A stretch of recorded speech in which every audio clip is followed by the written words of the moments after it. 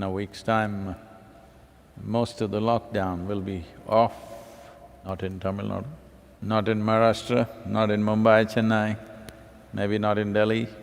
There are economic concerns, so we have to open up and do things. India is opening up judiciously. Of over 700 districts, only 20 districts are seriously a challenge. It is nice, at least in India, it is not happening because of people's compulsions. South America is catching up big time, irresponsibly. In India, the recovery rate is over 47%, I think, which is probably the highest in the world.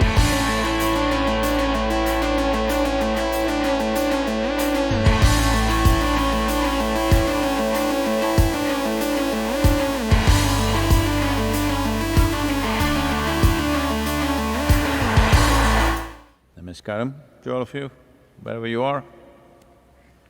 So, finally in India,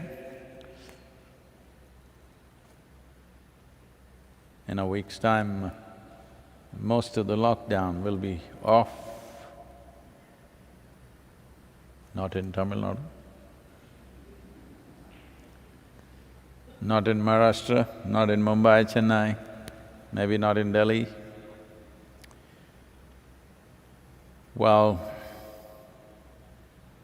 the number of people infected and the unfortunate number of the fatalities also going up almost everywhere. But there are economic concerns that individual people, society, nation and the world has to take care of. So we have to open up and do things. And also, if you were not very competent with what you're doing, you may just completely forget how to do it if you give you such a long break. So, there are many aspects to life, it has to get back, no matter what consequence, unfortunately.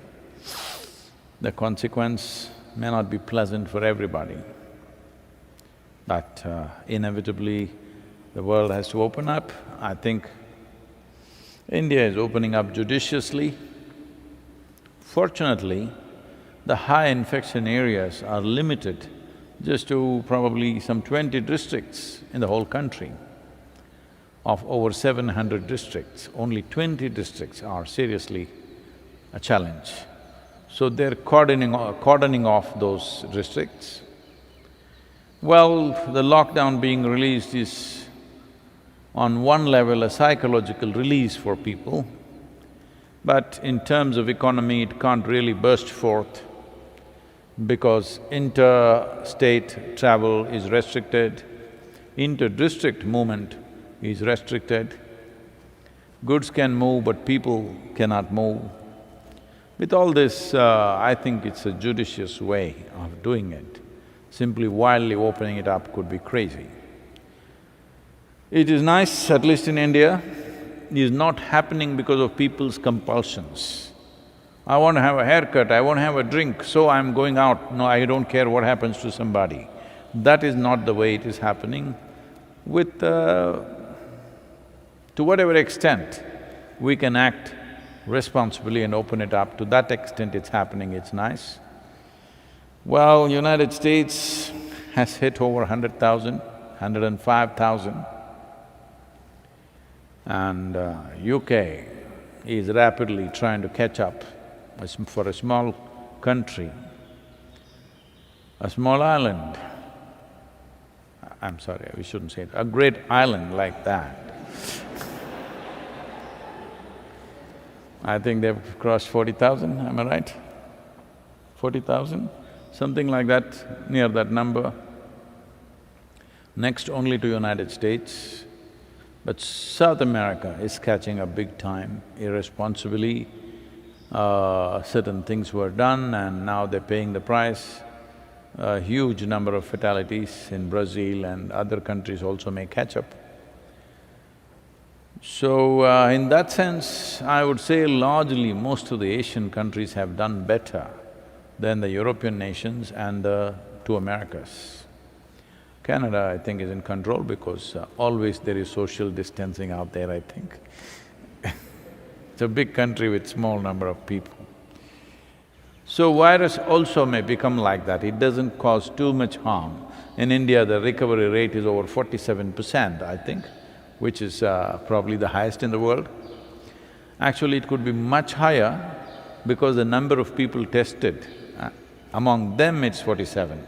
There could be equal number of people who are not tested or more number of people who are not tested, they're just recovering without even going to the doctor.